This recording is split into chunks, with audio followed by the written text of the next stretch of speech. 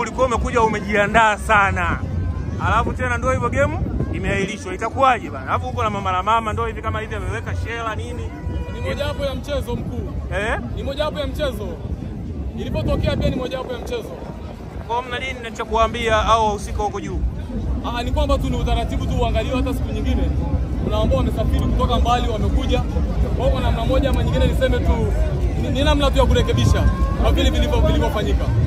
Nimeona jinsi ambavyo mmekuja. Ndio baba. Hongereni sana bwana harusi na bibi harusi. Mr. Kuchikuchi na Magdalena. Magdalena, mambo. Umejisikiaje kuwepo hapa uwanja wa Taifa? Na tayari umefika hapa, lakini bodi ya ligi imeahirisha dabi ya Kariakoo, Yanga dhidi ya Simba. Labda kama wewe ambao umetoka nyumbani na bwana harusi na wewe bi harusi, umeonaje? Hali ikoje na umeipokeaje kuvunjika kwa dabi hii? Ina uzito, lakini inabidi tuzoee. Huu ni mpira, huu ni mchezo.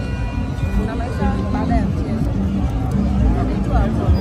Na taarifa ulizipatia wapi kwa mechi imeahirishwa? Tayari kutoka nyumbani au uko hapa uwanjani? Na unaishi hapa Dar au nje ya Dar? Unaishi wapi? Hebu niambie, safari ilikuwaje kutoka Arusha kuja Dar es Salaam kuja kwenye dabi hii? Morali na jinsi ambavyo wenyewe mmepanga, mkiingia uwanjani itakuwaje? Mmejipangaje?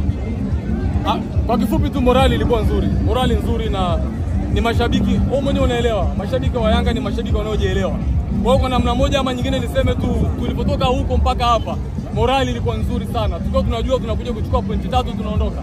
Lakini ilipotokea kama ilipotokea, tuseme tu ndio viongozi wameamua hivyo. Tuko chini ya viongozi. Inabidi kukubali na kuelewa nini ambacho kimehappen.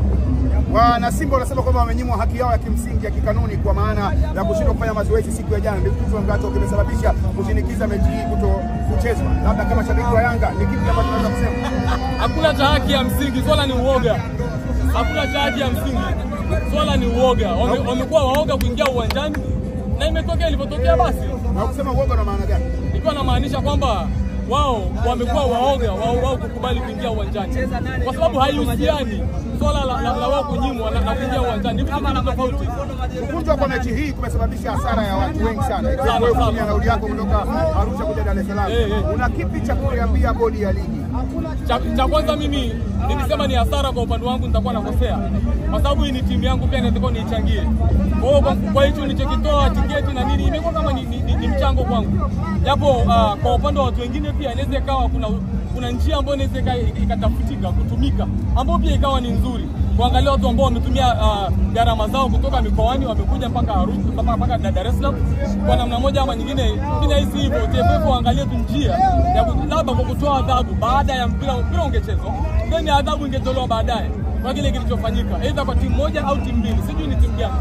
Kwa namna moja ama nyingine kama mimi nimetoka Arusha, nimekuja mpaka hapa. Nimemaliza siku 2 siku ngapi niko barabarani. Nalala hotelini. So kwa namna moja ama nyingine niseme tu kuna namna ingeangaliwa kwa upande wa utoaji wa adhabu, sio kuahirisha mpira. Hii inaonekana